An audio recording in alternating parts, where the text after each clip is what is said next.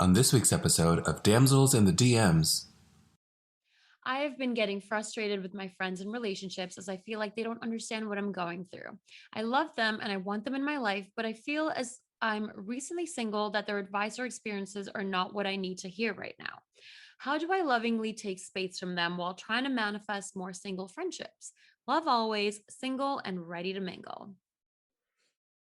This message is intended as a reminder that we are not licensed professionals, not psychiatrists or psychologists.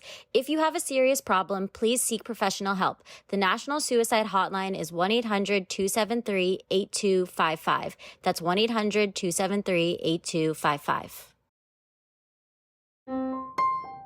There's some damsels in the DM. Yes, queen. Tell us what's the vibe. There's some damsels in the DM. Please tell us what's the vibe. DMs, yeah we see them, yeah we read them. DMs, we don't need them, we just leave them. Please. Yeah. It's going down in the DMs. Bye. Hello, everybody, and welcome back to Damsels in the DMs. I'm Lauren. I'm Osh. And I'm Alejandro. Hello. It's so good to see you all. Oh my God. Good to see you guys. No, I'm sitting next to you. Please tell me what's been happening in your life. Osh, I know you have some updates. Alejandro, I feel like you shared some updates and we met at Acme that I feel like, some tidbits to the listeners would love to hear. So tell us. Well, it's been an interesting break from this season because right when we were done with last season, which was last month, I was seeing someone and we talked about it when we talked about the love bombing thing. He didn't really turn out to be my person, but it's okay because somebody else DM'd me and followed me on Instagram and we've been going 1 month strong. I'm not gonna jinx it or anything, but I really like him. Yeah. Should we throw a party for your 1 month anniversary? We should. Oh my God. Do you want to invite him over? I would, yes, definitely. Maybe we could all do our selfies together. Yeah. Really great idea. Yeah. It's great for all of us. He's all of our boyfriend. Yes, it's the boyfriend podcast. Yeah. Bye, Brian. It was nice knowing you. Yeah, you've been replaced, Brian. I've been writing more. I've been trying to just dig into creative projects and I'm super pumped. There's this queer food series that I am co-producing that's coming up. There's a few books that I have in mind that are gestating and trying to get the words out there. So yeah, it's a lot of prioritizing and strategizing and trying to figure out, how to put my best foot forward and bringing these stories to fruition. So I'm pumped. That sounds so fun. I wanna hear more about this queer food story. You also my God. had a great weekend with your boyfriend for your birthday. Yes, I did turn. Well, does it matter the age? I'm ageless, I suppose. No, I'm 34. Yeah, it was beautiful. My boyfriend took me to Nobu. We spent the night in this beautiful valley area in a caboose overnight. Oh my It was God. really cool. It was such a fun surprise and it was a very special time to celebrate another milestone. So Love that. Yeah. Lauren, what's new with you? Yes. Okay, well, I'm going to just jump to the highlights of what's new. I'm just back from a girlies trip. And listen, I feel like I didn't take that many all girls trips in the last few years, maybe more in college, but not in the last few years. And I had such a blast with the girlies. It really made me feel like prioritizing our female friendships is so important. And there is just time bonding with your friends and also our male friendships. Alejandro, you're Totally included in this. Yeah. Sorry. I just meant non-boyfriend trips. Anyway, Absolutely. time with your friends. And honestly, I feel like I have personally not taken the time to just travel with my friends as much lately. I feel like if I take a trip, it's with my family or with Brian or with Brian's friends or a career reason that I'm traveling, not just for fun with my friends. And I feel like there's just this ability to truly be yourself when you're on these trips and be such a silly version of you. Also for me, it was really helpful because in LA, I feel like I spend so much time like talking about my career, stressing about my career, worrying about my career, networking for my career.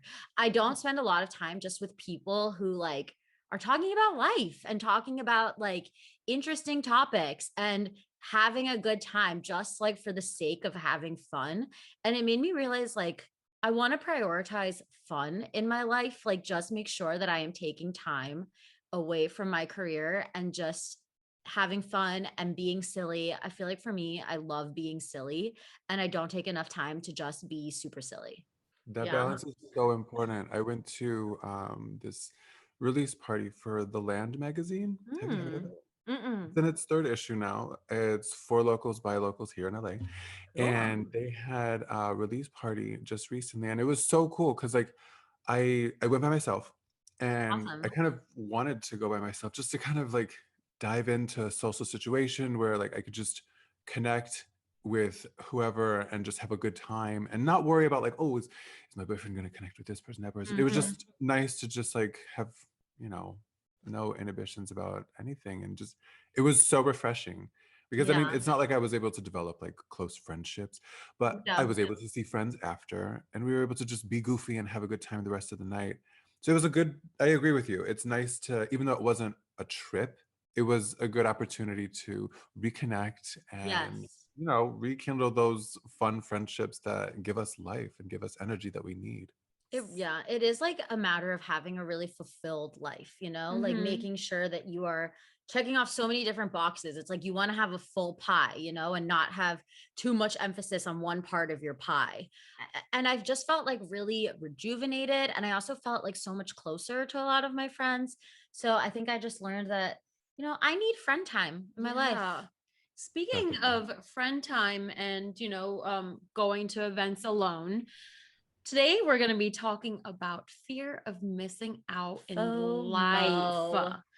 FOMO in life. So this year, especially, I feel like all the weddings from last year have been moved to this year and the Yes. year before. So 2 years worth of weddings are happening literally in this year. Yes. And it's kind of a lot, as a single person, I've been seeing a lot of weddings going on, seeing my friends moving on in their lives and finding different careers, taking bigger steps in their careers and their relationships. And it's been really, I know we've talked about this before. I am someone who is very happy for my friends and I want to push them to be the best versions of themselves.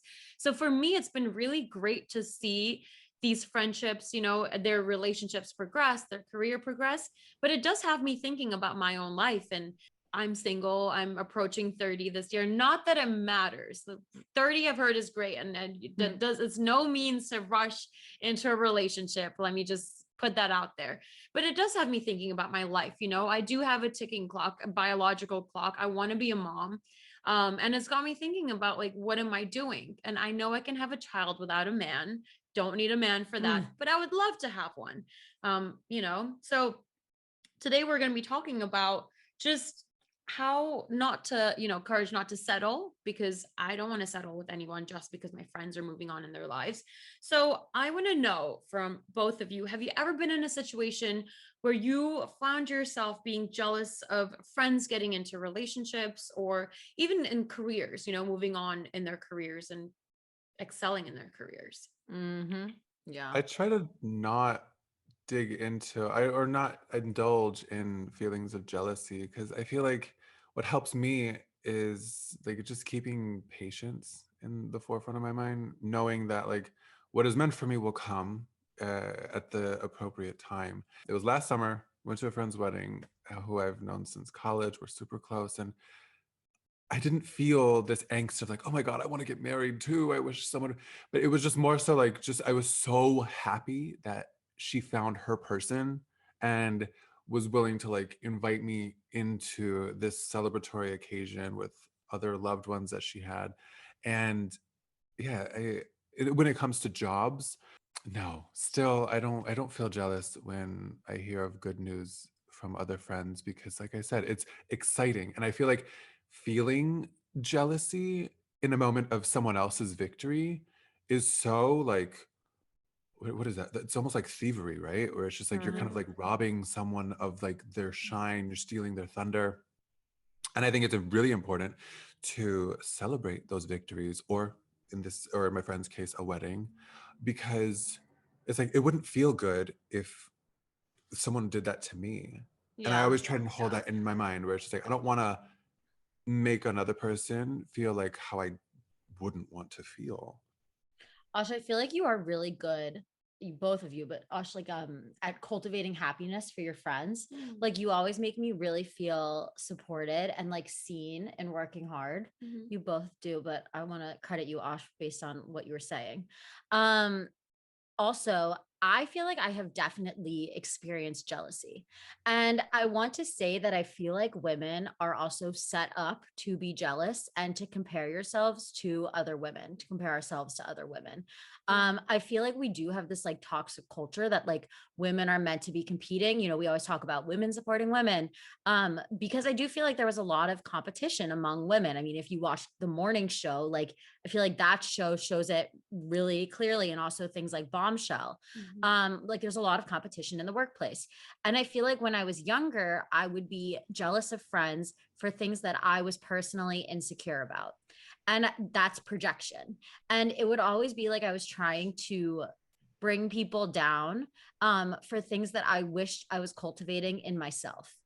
And I think that I needed to be older and to have more of a lens and be more confident in myself when I could stop comparing myself and just start cultivating real happiness for my friends.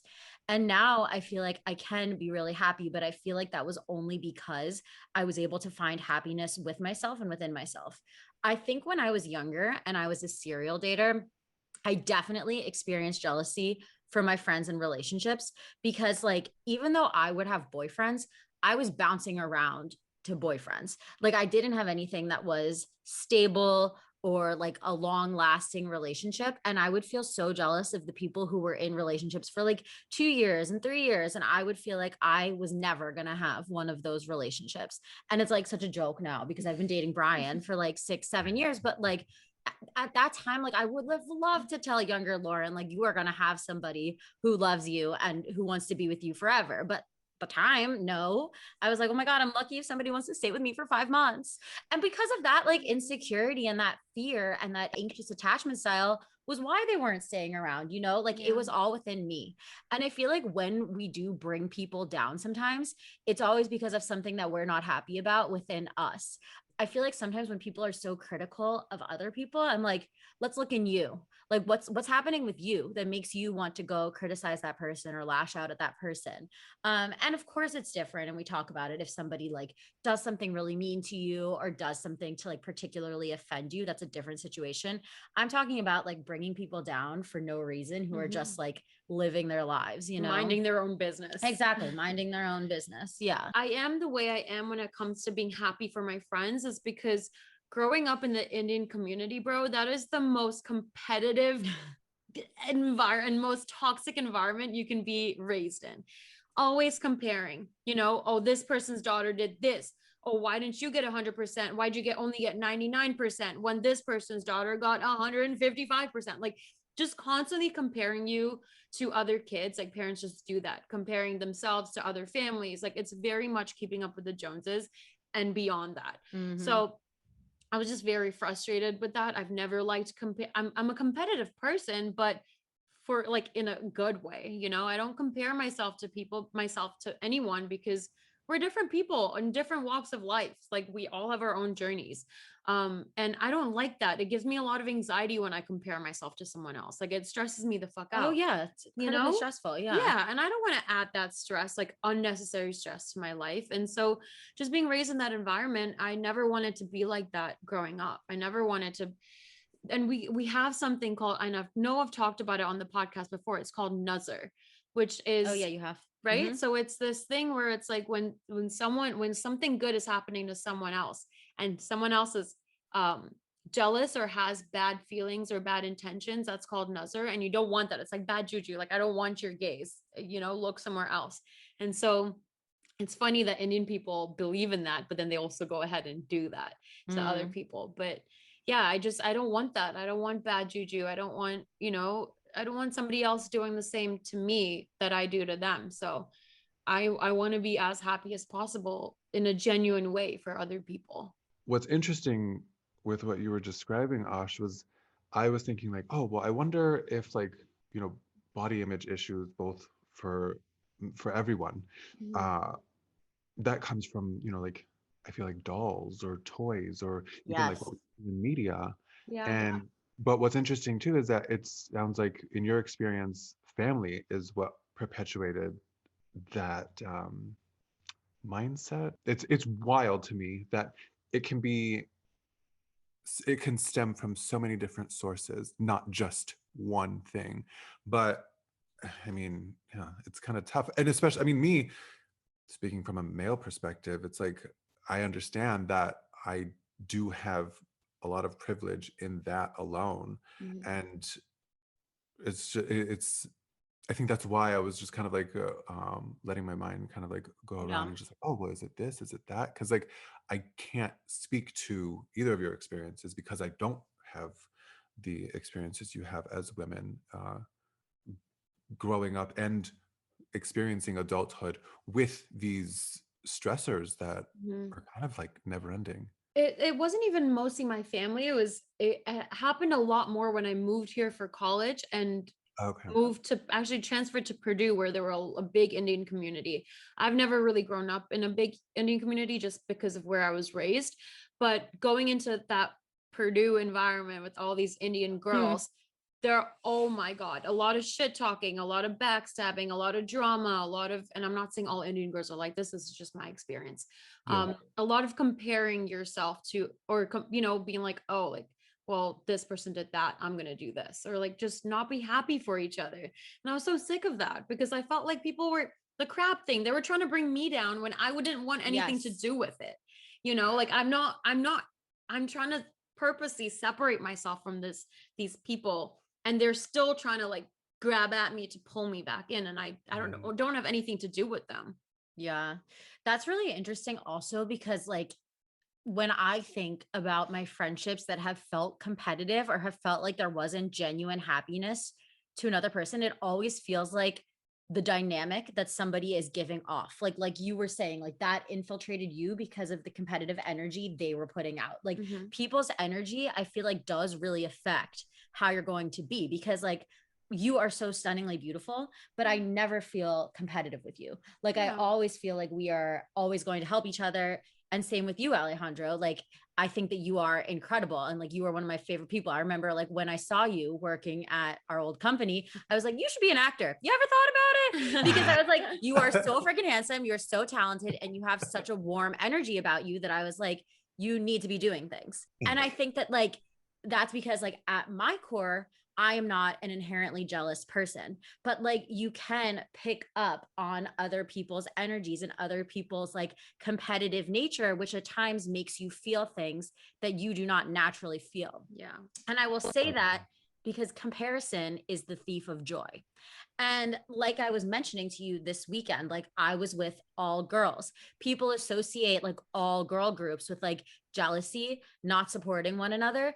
And like I talked about this, like we were jumping on beds, like we were having like a blast because it was like a supportive, like female environment with like people who wanted to have interesting conversation, uplift each other and be there for one another. And like when you can have those friendships, the joy that comes out of that feels so much better than the icky feeling you have when you're complaining about somebody or like when you're speaking about somebody like in a jealous way. Yeah. All right, guys, before we continue with the show, I wanted to talk a little bit about Noom.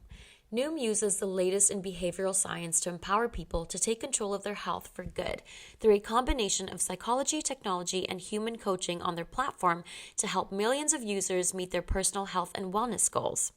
A lot of people face pressures to change themselves to fit other people's expectations, and the more freeing solution is to find things that work for you. Noom understands that everyone's weight loss is unique, and what works for someone else doesn't mean it'll work for you. That's why Noom's approach adapts to your lifestyle. It's flexible and focuses on progress, not perfection, allowing you to work towards goals at a pace that's comfortable for you. Noom Weight makes it easy to start your weight loss journey and stay on track with personalized lessons to help you gain confidence and practical knowledge, one-on-one coaching, and a cognitive behavioral approach that teaches you how to be mindful of your habits. So start building better habits for healthier long-term results. Sign up for your trial at noom.com/believe. Again, that's noom, NOOM.com/believe, BLEAV.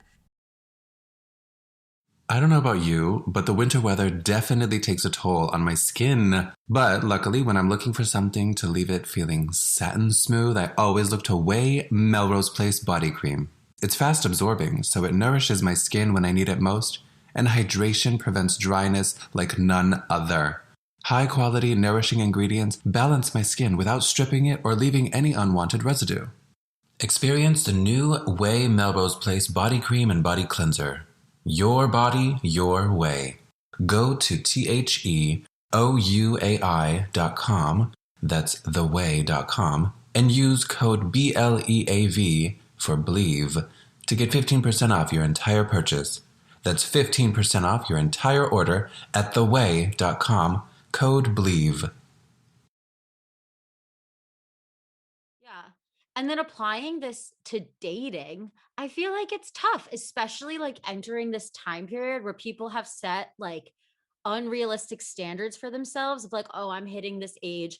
I was supposed to be moved in with a significant other at this point. I was supposed to be engaged at this point. Like, and it's tough when you have friends who are in positions that you want to be in. And I think that like, honestly, the best thing you can do is be happy with you. Like go to therapy, as we talk about all the time. And I don't like using therapy as like a catch-all answer, but I think what therapy allows you to do is be happy with you and also get the skills to learn how to deal with the things that are negatively affecting your life. So I think when you are in these situations where you're feeling jealous of other people who are in situations that you want to be in, find out what they're doing to be in that situation. In the artist way, they have you outline 5 people that you're jealous of. And then you write about why am I jealous of these people? And then you write in the next column, what can I be doing to be in that position? So let's say like yours is, my friend Sarah is married. I do have a friend named Sarah. I'm not talking about Sarah, but I love you, Sarah. Oh, I like Sarah too. Sarah's a great girl. Okay, so let's say Sarah, she is married and pregnant. What did Sarah do to be married and pregnant? She was kind to everyone. She smiled at every service worker she ever met. She always made sure to wish me a happy birthday and send flowers when something bad happened to me. So, like, what can we learn from Sarah's experience? She always exhibited kindness. She was friendly to people she didn't need to be friendly to. And then you try to do these things in your own life, and you can apply that to career. If somebody is like, you know, a series regular, what did they do to become a series regular? They networked. They spent 20 hours on every audition they got. Like, you can look at this in so many different ways for your own independent jealousy that you're having and try to change the narrative and also learn from other people.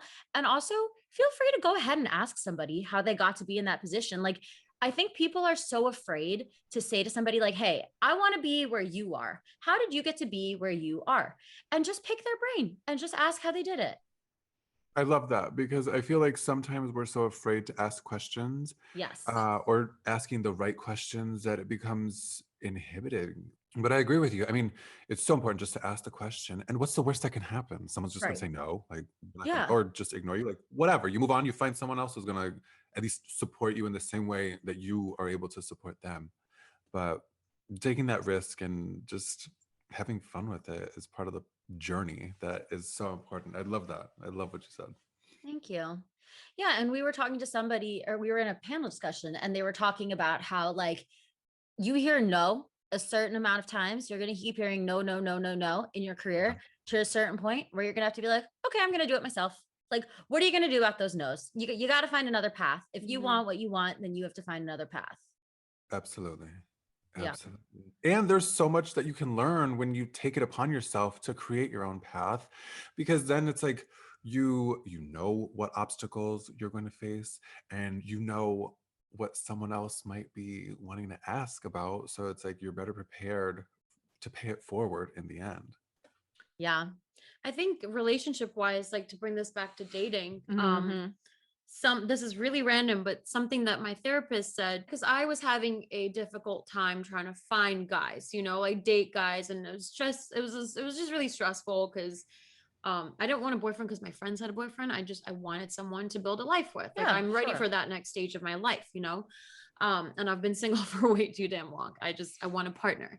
And so I was kind of talking to her about it, and I'm like, I'm really struggling to find a decent human being who has the same interests as me, or at least remotely the same interests as me.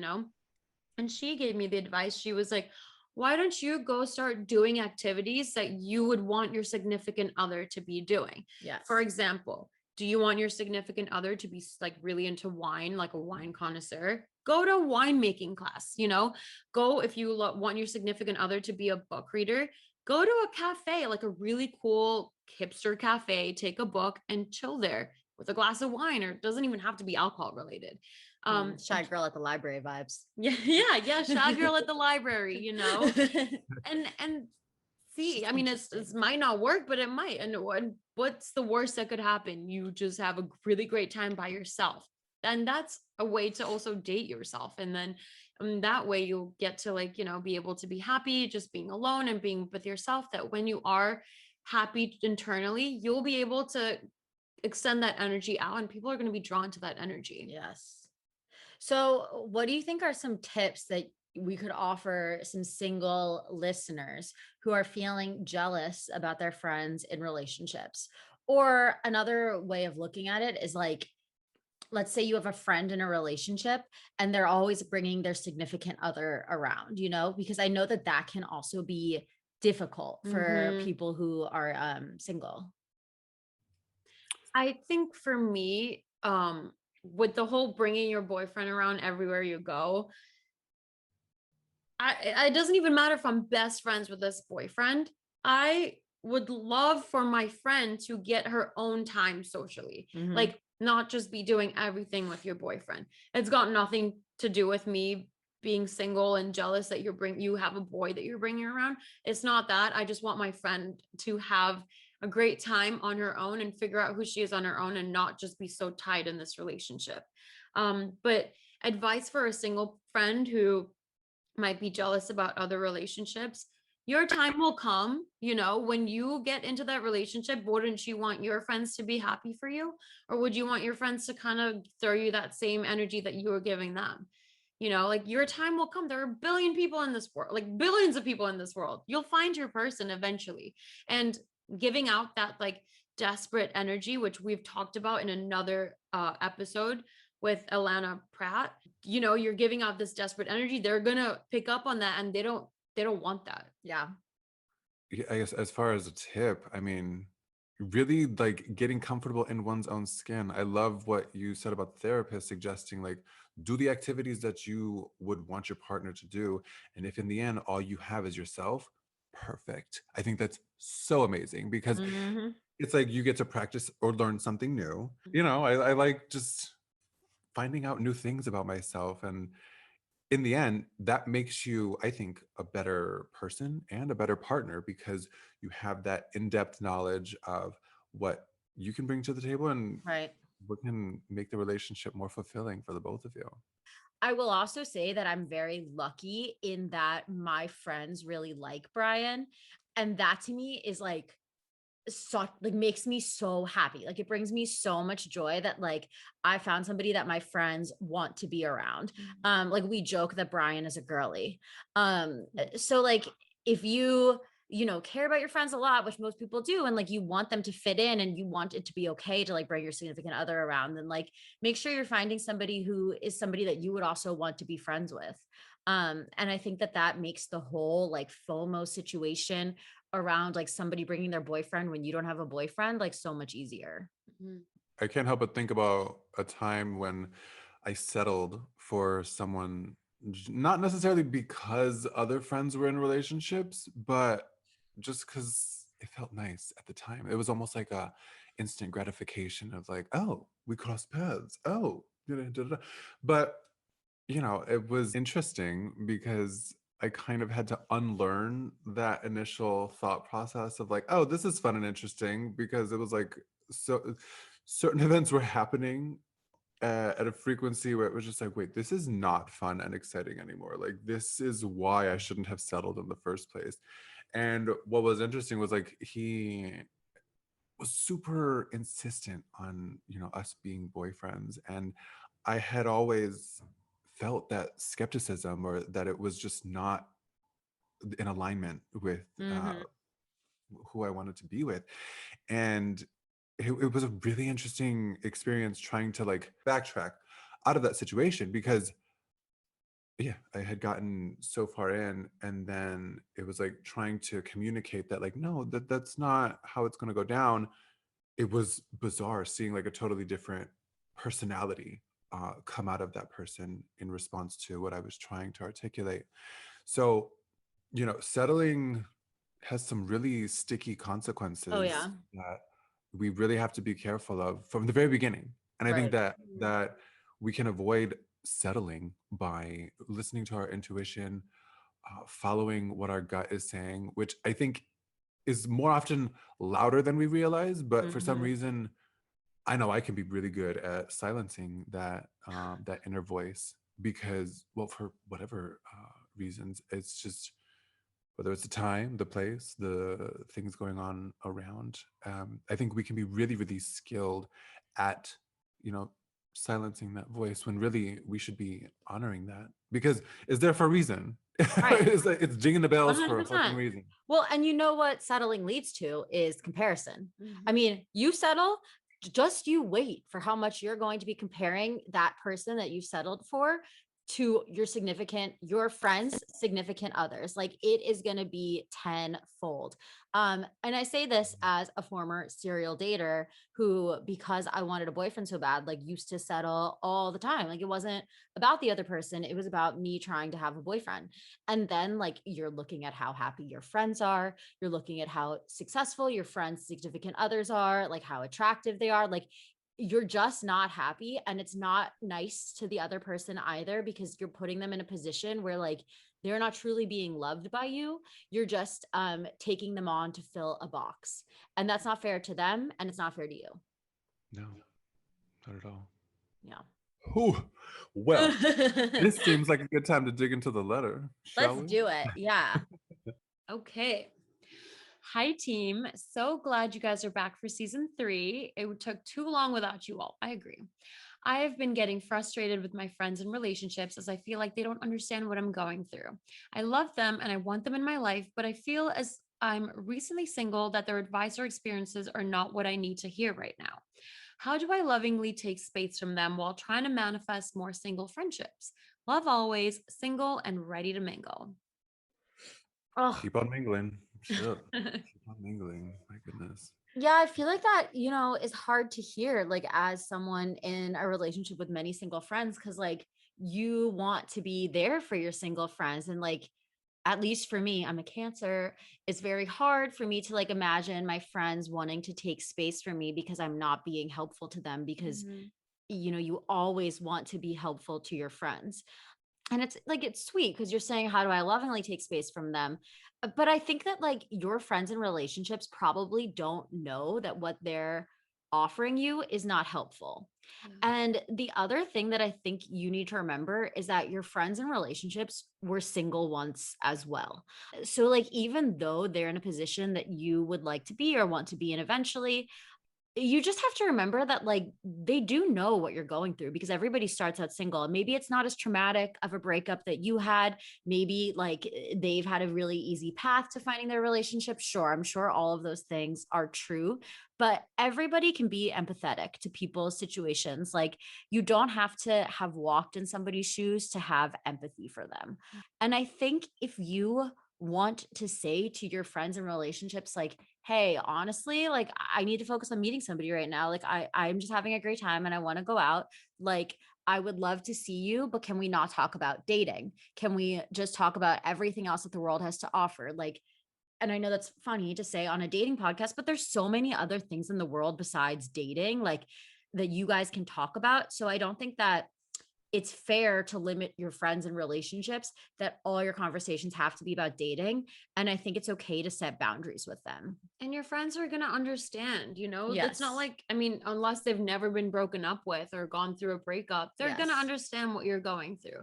And they're not going to be offended if you want to talk about something else, or if you ask them like, hey, please, like, I'm really, you know, vulnerable right now and I just don't really want to hear about your boyfriend or like, you know, your dating situation. That's okay. Yeah. That really is okay. There's a fine line, or there's a difference between your friends in relationships who are bragging about their relationship and their boyfriend and constantly just not having any self-awareness and only talking about that while you're going through a breakup. Yes. That's not a friend, because they wouldn't do that. You know, that's not normal for someone to be bragging about their relationship while you're going through a breakup and you're going through a tough time. That's not it. Yeah.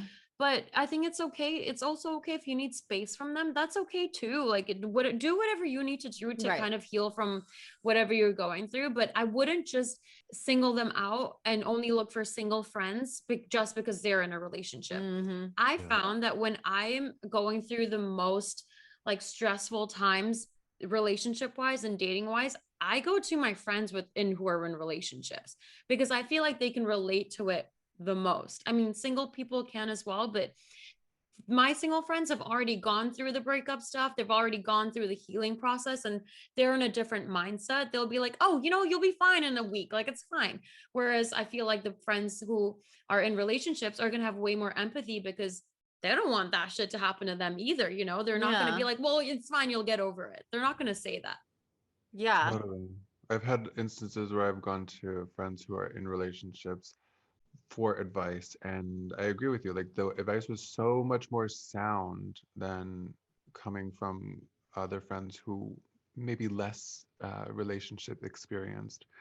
And I think that's so important, because we have to go to we have to seek counsel, not only from a therapist, but from Right. those we love and trust, because they're the ones that know us. But what's interesting is they'll send in, there's a portion in the letter that says, I've been getting frustrated with my friends and relationships as I feel like they don't understand, blah, blah, blah. The frustrated part is what gets me, because it's like I feel like it's important not to let things simmer inside. It's like, you gotta speak up if something's bothering you, or if something's on your mind, just say it. You know what I mean? But, you know, if a situation is feeling toxic and you feel like you have to remove yourself, then bye. You don't have to explain yourself if you want to remove yourself either. But it's a dance on eggshells too, you know, because if these friends are people that you care about, you obviously don't want to offend anybody. Right. But at the same time, you got to protect yourself and keep yourself moving forward in the right direction in the best way possible. And part of that is being honest with others and ourselves. Yeah. And again, like, I don't know if this person is comparing themselves to their friends and relationships, and that's why they're feeling like they don't want to be around them, because like they don't want to hear about that happy relationship or whatever. Like, if that's the case, again, I think it's okay to take space, but just remember that like these are your friends. And if you care about them deeply, like, you can have this friendship aside from advice on being single or advice like on breakups. Like, friendships don't always have to be about dating or like anything about it. Like, you can go see a movie. They can just be company. And if you just want to be listened to, just say that you just want to be listened to.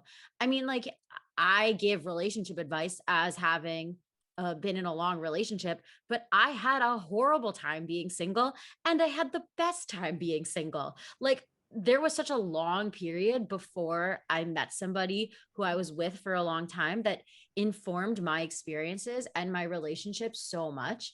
And I like don't regret that time period at all, you know? And I feel like because I experienced that opinion, I can give more nuanced advice, having like understood and been through a lot of similar situations. And like, yeah, I can't relate to it in my later 20s, but it doesn't mean that I can't give feedback on it. Well, I hope that was useful to you, single and ready to mingle. I'm excited for you. I think being single is a great time. And, you know, don't always make it about meeting somebody, make it about learning about you and doing fun things for you. I think that's like such an important part of being single. All right, everybody. Well, thank you so much for tuning into another episode of Damsels. We want to make sure that you are sending us your letters and that we are addressing your problems. better. As we talked about for season 3, we're really opening up our topics. So if there's something that doesn't relate to dating at all that you want to hear about, please still send us letters. We have on our Linktree now an anonymous way to send in a letter. So if you want to give us feedback, but you don't want us to have your Instagram account attached to it, feel free to do so. We want opinions, we want perspective, and we always want to be the best version of ourselves that we can be. Well, this was a great episode of Damsels in the DMs. Until next time. It's going down in the DMs. Bye. DMs, we don't need them, we just leave them. Please. Yeah. It's going down in the DMs. Bye.